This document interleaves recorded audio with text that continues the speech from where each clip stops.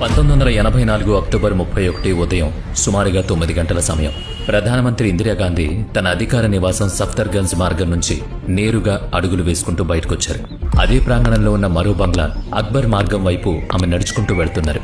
అక్కడ బ్రిటిష్ నటుడు, దర్శకుడు అయిన పీటర్ ఉస్టినోవ్తో ఆమె ముఖాముఖి జరగాల్సింది. ఆ రెండు భవనాల మధ్య దూరం తక్కువే. అందుకే ఇందిరాగాంధీ అక్కడికి నడుచుకుంటూనే వెళుతున్నారు. ఆమె వెంట భద్రతా సిబ్బంది నారాయణ్ సింగ్, వ్యక్తిగత భద్రతా అధికారి రామేశ్వర్ దయాల్, అలాగే వ్యక్తిగత కార్యదర్శి ఆర్కే ధావన్ కూడా ఉన్నారు. కొద్దిసేపటికే ఆమె కాపలా కేంద్రం దగ్గరకు చేరుకున్నారు. అక్కడ 10 ఏళ్లుగా ఆమె భద్రతలో ఉన్న అత్యంత నమ్మకమైన అంగరక్షకుడు బియాన్ సింగ్ కనిపిస్తున్నాడు. అతన్ని చూడగానే ఇందిరాగాంధీ ప్రతిరోజులాగే చిరునవ్వుతూ నమస్కారం చేశారు. కానీ ఆ రోజు అతడి నుంచి ఎలాంటి బదులు రాలేదు. మరుక్షణంలోనే తన మరణం గురించి ఏమీ తెలియని ఇందిరాగాంధీ ఒక అడుగు ముందుకేశారు. వెంటనే బియాన్ సింగ్ తన అధికారిక తుపాకీతో ఆమెపై వరుసగా 3 సార్లు కాల్చాడు. ఆమె రక్తపు మడుగులో నేల కొరిగారు. అక్కడ ఏం జరుగుతుందో ఎవరికీ అర్థం కాలేదు. ఇంతలోనే మరో అంగరక్షకుడు సత్వంత్ సింగ్ కూడా తన భారీ తుపాకీతో ఆమెపై తూటాల వర్షం కురిపించాడు. ఇందిరాగాంధీపై మొత్తం 33 తూటాలు కాల్చారు. వాటిలో 30 తూటాలు ఆమెకు తగిలాయి. అందులో 23 తూటాలు ఆమె శరీరం గుండా బయటకొచ్చాయి. మిగిలిన 7 తూటాలు శరీరంలోనే ఉండిపోయాయి. కొన్ని క్షణాల్లోనే ఆమె శరీరం తూట్లు పడింది. అన్ని తూటాలు తగిలినా ఆమె ఇంకా ప్రాణాలతో ఉన్నారు. వెంటనే ఆమెను ఢిల్లీలోని ఆసుపత్రికి తరలించారు. అక్కడ సుమారుగా 4 గంటల పాటు ఆమె ప్రాణాల కోసం పోరాడారు. కానీ ఇందిరాగాంధీ ముందే ఊహించినట్లుగా జరిగింది. సరిగ్గా ఒకరోజు ముందు ఒడిశాలో జరిగిన సభలో ఆమె మాట్లాడారు. ఈ రోజు నేను బతికున్నాను, కానీ రేపు ఉండకపోవచ్చు అని అన్నారు. తాను బతికున్నా లేకున్నా చింత లేదని, సుదీర్ఘ జీవితం గడిపానని ఆమె చెప్పారు. తన జీవితం అంతా ప్రజల సేవకే అంకితం చేశానని గర్వంగా చెప్పారు. చివరి శ్వాస వరకు దేశానికి సేవ చేస్తానని ఆమె అన్నారు. తన రక్తపు ప్రతి బొట్టు దేశ ఐక్యతను కాపాడుతుందని స్పష్టం చేశారు. ఇందిరాగాంధీ చెప్పిన ప్రతి మాట నిజమైంది. ఒడిశాలో ఆమె చేసిన ఆ ప్రసంగమే చివరిదైంది. దేశంలోని అత్యుత్తమ వైద్యులు కూడా ఆమెను కాపాడుకోలేకపోయారు. ఆమె మరణ వార్తతో యావత్తు భారతదేశం ఒక్కసారిగా ఉలిక్కిపడింది. దీని పరిణామం కొద్ది రోజుల్లోనే దేశవ్యాప్తంగా సిక్కు వ్యతిరేక అల్లర్లు చెలరేగాయి. అసలు ఇందిరాగాంధీ హత్య వెనుక ఉన్న పూర్తి కథ ఏంటో ఇప్పుడు చూద్దాం. ఆమె భద్రత కోసం నియమించిన 2 సిక్కు అంగరక్షకులు ఆమెను ఎందుకు చంపేశారు? ఇదే ప్రశ్న. గూఢచార సంస్థ ముందుగానే హెచ్చరించినప్పటికీ ఆ అంగరక్షకుల్ని ఇందిరాగాంధీ ఎందుకు మార్చలేదు? లాల్ బహదూర్ శాస్త్రి మరణం తర్వాత 1966లో ఇందిరాగాంధీ భారతదేశపు మొదటి మహిళా ప్రధానిగా చరిత్ర సృష్టించారు. అప్పటి వరకు ఆమెను రాజకీయంగా తక్కువ అంచనా వేసేవారు. ఆ సమయంలో కాంగ్రెస్ పార్టీలోని పలువురు సీనియర్ నాయకులు ప్రధాని పదవిపై ఆశ పెట్టుకున్నారు. కానీ ఇందిరాగాంధీ ప్రధాని కావడంతో వారి ఆశలు అడియాసలయ్యాయి. అప్పట్లో ఇందిరాగాంధీకి రాజకీయంగా పెద్దగా అనుభవం లేదు. అందుకే ఎక్కువ నిర్ణయాలు తీసుకోవడానికి ఆమె తన సహచరులపై ఆధారపడాల్సి వచ్చేది. దీన్ని అవకాశంగా తీసుకుని ప్రతిపక్షాలు ఆమెను తీవ్రంగా విమర్శించాయి. ఆమె రాజకీయాలకు పనికిరారు అంటూ రకరకాల పేర్లు పెట్టారు. ఆ సమయంలో భారతదేశం కూడా అనేక సవాళ్లను ఎదుర్కొంటోంది. సరైన వర్షాలు లేక దేశం కరువు కోరల్లో ఉంది. ప్రజలు ఆకలితో అలమటిస్తున్నారు. కొద్ది నెలల క్రితమే అంటే 1965లో పాకిస్తాన్తో యుద్ధం ముగిసింది. ఆ తర్వాత ఆర్థిక పరిస్థితి మెరుగుపరుచుకునేందుకు దేశం ప్రయత్నిస్తోంది. కానీ ఇదే సమయంలో చైనా కూడా భారతదేశాన్ని బలహీనంగా చూస్తూ కవ్వింపు చర్యలు పాల్పడింది. అలాంటి క్లిష్ట పరిస్థితుల్లో ఇందిరాగాంధీకి 2 వైపులా సవాళ్లు ఎదురయ్యాయి. అంతర్జాతీయ స్థాయిలో భారతదేశ స్థానాన్ని బలోపేతం చేయాలి. మరోవైపు ఆకలి, పేదరికం లాంటి సమస్యల నుంచి దేశాన్ని బయటపడేసి అభివృద్ధి పదంలో నడిపించాల్సిన బాధ్యత ఆమెపై ఉంది. 1 సంవత్సరం తర్వాత 1967లో దేశంలో సాధారణ ఎన్నికలు జరిగాయి. ఆ సమయంలో కాంగ్రెస్ పార్టీలో వర్గాలు ఏర్పడ్డాయి. దీనివల్ల గతంతో పోలిస్తే 78 సీట్లు తక్కువగా వచ్చాయి. కాంగ్రెస్ కేవలం 283 సీట్లకు మాత్రమే పరిమితం కావాల్సి వచ్చింది. పార్టీలో గుంపు రాజకీయాలు మొదలయ్యాయి. అదుపు తప్పింది పార్టీ. అందర్నీ వెనక్కి నెట్టి కాంగ్రెస్ పూర్తి బాధ్యతను తన చేతుల్లోకి తీసుకోవాల్సి వచ్చింది. ఈ సమయంలో దేశాభివృద్ధి కోసం ఆమె కొన్ని బలమైన అడుగులు వేశారు. ఇవే భవిష్యత్తులో అద్భుతమైన నిర్ణయాలుగా నిలిచాయి. ఆహార ధాన్యాల అవసరాన్ని తీర్చడానికి వ్యవసాయ శాస్త్రవేత్తలకు ఎన్నో ప్రయోగాలు చేసే స్వేచ్ఛనిచ్చారు. విదేశాల నుంచి తెప్పించిన మెరుగైన వంగడాలతో పంట ఉత్పత్తి పెరిగింది. దీనివల్ల భారతదేశంలో హరిత విప్లవం చాలా విజయవంతమైంది. ఆహార కొరత నుంచి బయటపడడంలో దేశం సఫలమైందని చెప్పాలి. ఇక దేశ భద్రతను బలోపేతం చేయడానికి ఆమె చొరవతోనే RAAW అనే గూఢచార సంస్థ ఏర్పాటైంది. ఆ తర్వాత 1969లో ఆమె మరో కీలక నిర్ణయం తీసుకున్నారు. దేశంలో ధనికులు పేదల మధ్య పెరుగుతున్న అంతరాన్ని తగ్గించాలని భావించారు. బ్యాంకింగ్ సేవలను పల్లెటూళ్లకు చేర్చడానికి 14 పెద్ద బ్యాంకులను జాతీయం చేశారు. ఆమె తీసుకున్న ఈ నిర్ణయాన్ని అప్పటి ఆర్థిక మంత్రి మొరార్జీ దేశాయ్ వ్యతిరేకించారు. దాంతో ఆమె దేశాయ్ను పదవి నుంచి తొలగించారు. ఆర్థిక మంత్రిత్వ శాఖ బాధ్యతలు కూడా తన చేతిలోకి తీసుకున్నారు. ఇందిరాగాంధీ వేసిన అడుగులు అక్కడితో ఆగలేదు. తర్వాత కొన్నేళ్లలో ఆమె ఎన్నో సాహసోపేతమైన నిర్ణయాలు తీసుకున్నారు. తనను విమర్శించిన వారందరి నోళ్లు మూయించారు. ఈ సమయంలో దేశంలో రాజభరణాల గురించి తీవ్ర చర్చ జరుగుతోంది. స్వాతంత్ర్యం వచ్చిన సమయంలో చాలా ఆస్థానాలు భారతదేశంలో చేరడానికి ఒప్పందం చేసుకున్నాయి. ఆ సంస్థానాల పాలకుల కుటుంబాలకు భారత ప్రభుత్వం రాజభరణం పేరుతో ఏటా ఆర్థిక సాయం చేసేది. ఆ రాజులకు ప్రతి ఏడాది ఒక నిర్దిష్ట మొత్తాన్ని ప్రభుత్వం ఇచ్చేది. కానీ దీనిపై ఇందిరాగాంధీకి అభ్యంతరం ఉంది. ఆ రాజకుటుంబాలకు అప్పటికే సరిపడా ఆస్తులు, సుఖ సంతోషాలు ఉన్నాయని ఆమె భావించారు. ఆ డబ్బును దేశంలోని పేదల కోసం ఉపయోగించాలని నిర్ణయం తీసుకున్నారు. అందుకే ఆ భరణాలను రద్దు చేయడానికి ప్రయత్నించారు. కానీ ఆ ప్రయత్నం వెంటనే సఫలం కాలేదు. దీంతో 1971లో రాజ్యాంగానికి 26వ సవరణ చేశారు. దీని ద్వారా రాజభరణాలను శాశ్వతంగా రద్దు చేశారు. ఆ తర్వాత 1971 మార్చిలో సాధారణ ఎన్నికలు జరిగాయి. ఆ ఎన్నికల్లో ఆమె గరీబీ హఠావో అనే నినాదంతో పోరాడారు. ఆ ఎన్నికల్లో ఆమె ఒంటరిగా 352 స్థానాలు గెలుచుకున్నారు. తద్వారా తాను సుదీర్ఘకాలం పాటు దేశాన్ని నడిపించబోతున్నానని సంకేతమిచ్చారు. ఆ తర్వాత కొన్ని నెలలకు 1971 డిసెంబర్లో భారత్ పాకిస్తాన్ యుద్ధం జరిగింది. ఆమె నాయకత్వంలో కేవలం 13 రోజుల్లోనే పాకిస్తాన్ మోకరిల్లింది. తూర్పు పాకిస్తాన్ను బంగ్లాదేశ్గా మార్చారు. ఆ తర్వాత 3 ఏళ్లకు అంటే 1974లో ఆమె మరో సాహసోపేతమైన అడుగు వేశారు. ఎన్నో దేశాలు వ్యతిరేకిస్తున్నప్పటికీ అణు పరీక్షలు నిర్వహించారు. దీంతో భారతదేశం ఎంతో బలోపేతమైంది. తన నిర్మోహమాటమైన నిర్ణయాలు, అద్భుతమైన విధానాలతో ముందడుగులు పడ్డాయి. కేవలం 5 ఏళ్లలోనే మూగ బొమ్మ అనే ముద్రను చెరిపేసుకుందామె. ఉక్కు మహిళగా కొత్త రూపం సంతరించుకుంది. ఇక్కడి నుంచే ఆమె ఆధిపత్య పర్వం మొదలైంది. దీని కారణంగా దేశం ఎమర్జెన్సీని కూడా ఎదుర్కోవాల్సి వచ్చింది. వాస్తవానికి 1971లో రాయ్బరేలీ లోక్సభ స్థానం నుంచి ఇందిరాగాంధీ గెలుపొందారు. కానీ ఆ ఎన్నికల్లో ఆమె ప్రభుత్వ యంత్రాంగాన్ని, వనరులను దుర్వినియోగం చేశారని ప్రత్యర్థులు ఆరోపించారు. ఆమె గెలుపును అలహాబాద్ హైకోర్టులో సవాల్ చేశారు. ఆ ఆరోపణలన్నీ అలహాబాద్ హైకోర్టు నిజమేనని నమ్మింది. ఆమె ఎంపీ పదవి చెల్లదని తీర్పునిచ్చింది. అంతేకాకుండా రాబోయే 6 ఏళ్ల పాటు ఆమె ఎన్నికల్లో పోటీ చేయకుండా నిషేధం విధించారు. ఈ తీర్పును ఇందిరాగాంధీ సుప్రీంకోర్టులో సవాల్ చేశారు. అయితే హైకోర్టు తీర్పుపై సుప్రీంకోర్టు పూర్తిగా స్టే విధించలేదు. కానీ ఆమె ప్రధానమంత్రిగా కొనసాగేందుకు అనుమతినిచ్చింది. అదే సమయంలో సుప్రీంకోర్టు మరో కీలక నిర్ణయం కూడా చెప్పింది. తుది తీర్పు వచ్చే వరకు ఎంపీ హోదాలో ఇందిరాగాంధీ ఎలాంటి ఓటింగ్లో పాల్గొనకూడదని స్పష్టం చేసింది. సుప్రీంకోర్టు ఇచ్చిన ఈ తీర్పును ప్రతిపక్షాలు తీవ్రంగా వ్యతిరేకించాయి. 1975 జూన్ 25న ఢిల్లీలోని రామ్లీలా మైదానంలో జయప్రకాష్ నారాయణ్ ఒక సభ నిర్వహించారు. ఇందిరాగాంధీ ప్రజాస్వామ్యాన్ని ఖూనీ చేస్తున్నారని ఆరోపించారు. ఆ తర్వాత ఇందిరాగాంధీకి వ్యతిరేకంగా దేశవ్యాప్తంగా ఆగ్రహం కట్టలు తెంచుకుంది. విద్యార్థుల నుంచి ప్రతిపక్షాల వరకు అందరూ ఏకమయ్యారు.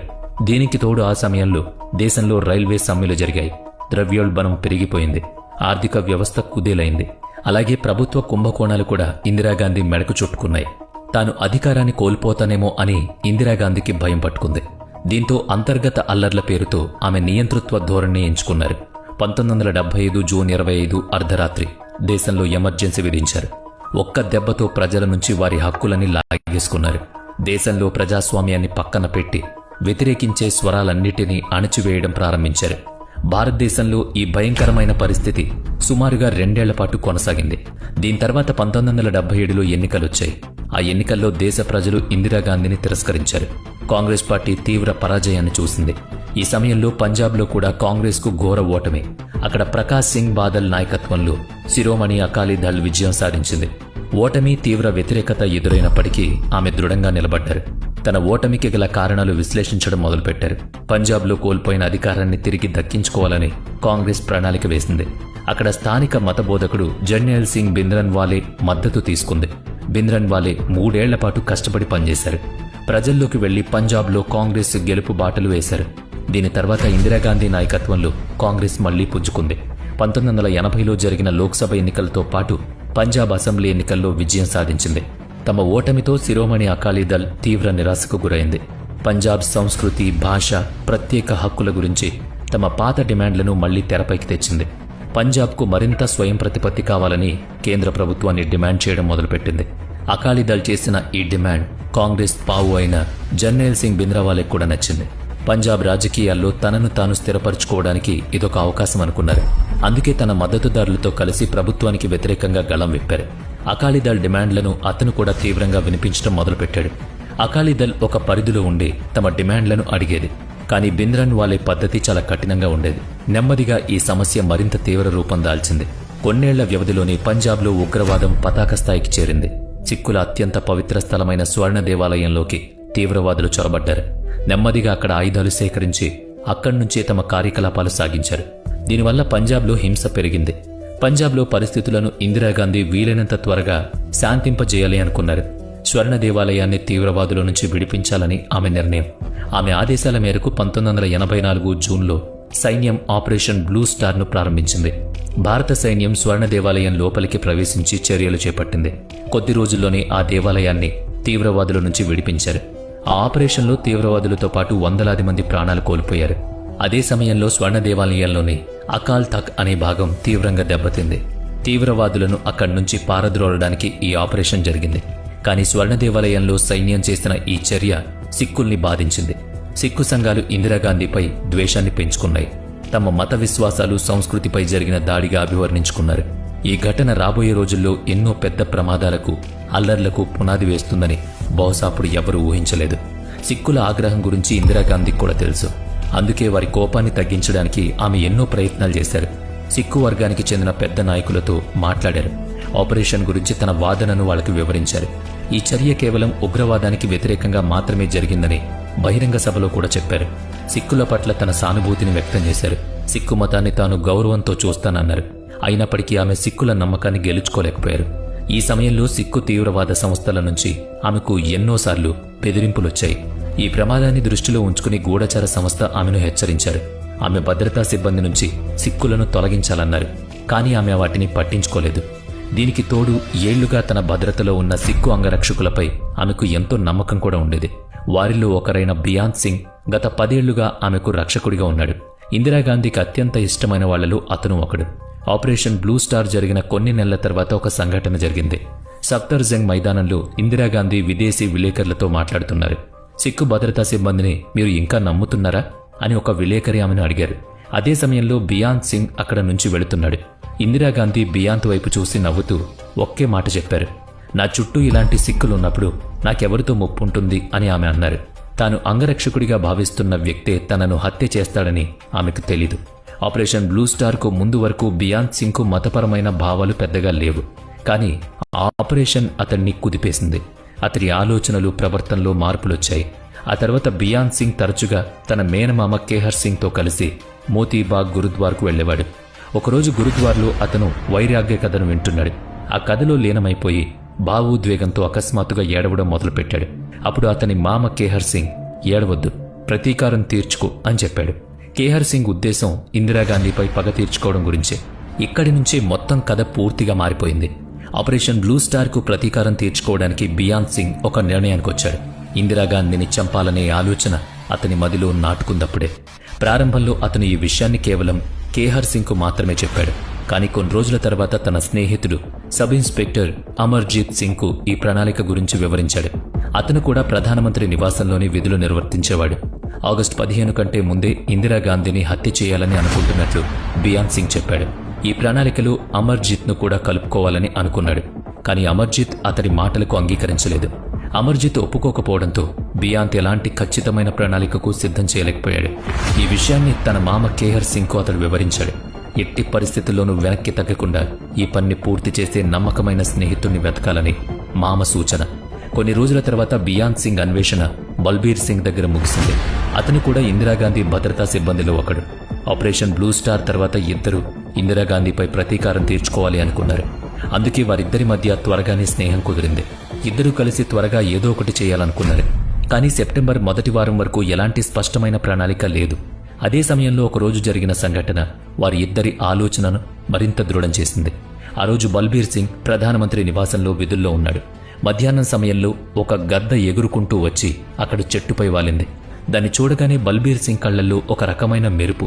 వెంటనే అతను ఆనందంతో బియాంత్ సింగ్ను పిలిచి ఆ గద్దను చూపించాడు. సిక్కుల 10వ గురువు గురు గోవింద్ సింగ్ జీకి గద్దకు ప్రత్యేకమైన అనుబంధం ఉంది. అందుకే సిక్కు సంఘం ప్రజలు గద్దను చాలా పవిత్రంగా భావిస్తారు. ఆ గద్ద తమ కోసం ఏదో సందేశం తీసుకొచ్చిందని అనుకున్నారు. గురువు ఆదేశాలు పాటిస్తూ వెంటనే ఆపరేషన్ బ్లూ స్టార్కు ప్రతీకారం తీర్చుకోవాలని నిర్ణయించుకున్నారు. వెంటనే అక్కడే ప్రార్థనలు చేసి ఒక ఖచ్చితమైన ప్రణాళికను సిద్ధం చేసే పనిలో పడ్డారు. అక్టోబర్ 2వ వారం నాటికి బియాన్ సింగ్ ఇందిరాగాంధీ హత్యకు అన్ని ఏర్పాట్లు చేశారు. అక్టోబర్ 14న కుర్తా పైజామా ధరించి కేహర్ సింగ్ ఇంటికి వెళ్లారు. అక్కడి నుంచి ఇద్దరూ కలిసి మోతీబాగ్, ఆపై ఆర్కేపురం సెక్టార్ 6లోని గురుద్వార్కు చేరుకున్నారు. అక్కడ బియాంత్ పవిత్ర అమృతాన్ని స్వీకరించాడు. చిన్నతనంలోనే సిక్కు మత నియమాలను సరిగ్గా పాటించినందుకు ప్రాయశ్చిత్తంగా గురుద్వార్ను శుభ్రం చేశారు. 3 రోజుల తర్వాత అతను తన భార్య బీమల్ కౌర్ను సీన్గంజ్ సాహీబ్ గురుద్వార్కు తీసుకువెళ్లాడు. అక్కడ ఆమెతో కూడా అమృతాన్ని స్వీకరింపజేశాడు. గతంలో చేసిన తప్పులకు తన కుటుంబం అంతా క్షమాపణలు కోరింది. ఆ తర్వాత అక్టోబర్ 17న విధుల్లో ఉన్నప్పుడు బియాంత్ ఒక కొత్త ప్రయత్నం చేశాడు. ఇందిరాగాంధీ భద్రతలో ఉన్న సత్వంత్ సింగ్ను రెచ్చగొట్టడం ప్రారంభించాడు. సత్వంత్ కొన్ని నెలల క్రితమే అక్కడ విధుల్లో చేరాడు. ఒకరోజు బియాంత్ స్నానాల గదిలో తన తలపాగాను సరిచేసుకుంటున్నాడు. అప్పుడే అక్కడికి సత్వంత్ వచ్చాడు. అతన్ని చూసి బియాంత్ పంజాబ్లో జరుగుతున్న పరిస్థితుల గురించి మాట్లాడాడు. ఆ పరిణామాలతో సిక్కులు చాలా కోపంగా ఉన్నారని చెప్పాడు. వీటన్నిటికీ ఇందిరాగాంధీనే కారణమన్నాడు. దీనికి ప్రతిఫలంగా ఆమె ప్రాణాలు అర్పించక తప్పదన్నాడు. బియాంత్ మాటలతో సత్వంత్ సింగ్ పూర్తిగా ఏకీభవించాడు. అతడిలో కూడా అదే స్థాయి కోపాన్ని బియాంత్ గమనించాడు. దాడి చేయడానికి సత్వంత్ మాత్రమే సరైన వ్యక్తి అని బియాంత్ మనసులో నిర్ణయించుకున్నాడు. అదే రోజు ఈ ప్రణాళికలో చేరేలా ఒప్పించాడు. ఆ తర్వాత అతన్ని కేహర్ సింగ్కు పరిచయం చేశాడు. 3 రోజుల తర్వాత అంటే అక్టోబర్ 20న బియాంత్ తన కుటుంబం కేహర్ సింగ్తో కలిసి అమృత్సర్కు చేరుకున్నారు. మరుసటి రోజు వాళ్లంతా అకాల్ తఖ్ట్ను దర్శించుకున్నారు. అక్కడికి సత్వంత్ కూడా రావాల్సింది, కానీ అతడు రాలేదు. చివరి నిమిషంలో సత్వంత్ కూడా మోసం చేస్తాడేమో అని బియాంత్ అనుమానించాడు. కొన్ని రోజుల తర్వాత ఢిల్లీకి తిరిగి రాగానే సత్వంత్పై తీవ్ర ఆగ్రహం వ్యక్తం చేశాడు. నువ్వు నన్ను మోసం చేస్తే నేను కాల్చి చంపుతా అని గట్టిగా హెచ్చరించాడు. బియాంత్పై ఇప్పుడు ఆ పని పూర్తి చేయాలనే ఆవేశం బలంగా నాటుకుపోయింది. ఇందిరాగాంధీని హత్య చేయడానికి అతడు అక్టోబర్ 31వ తేదీని ఎంచుకున్నాడు. దాడికి ఒక్కరోజు ముందు అంటే అక్టోబర్ 30న ఇందిరాగాంధీ ఎన్నికల ప్రచారంలో ఉన్నారు. ఆ రోజు ఆమె ఒడిశాలో ఎన్నికల ప్రసంగం చేశారు. ఆ సమయంలో ఆమె అకస్మాత్తుగా ఒక విషయం చెప్పారు. నేను ఈ రోజు బతికున్నా లేకున్నా నా జీవితం సుదీర్ఘంగా సాగింది అని అన్నారు. నా జీవితమంతా ప్రజల కోసమే అంకితం చేశానన్నారు. నా ప్రాణాలు పోయినా ఒక మాట ఖచ్చితంగా చెప్పగలను అని అన్నారు. నా శరీరంలోని ప్రతి రక్తపు బొట్టు భారతదేశాన్ని సజీవంగా ఉంచుతుందని స్పష్టం చేశారు. ఆ చివరి గడియలు దగ్గర పడ్డాయని ఆమెకు ముందే అర్థమైనట్లు అనిపించింది. అక్టోబర్ 30న ఇందిరాగాంధీ తన అధికారిక నివాసంలో లేరు.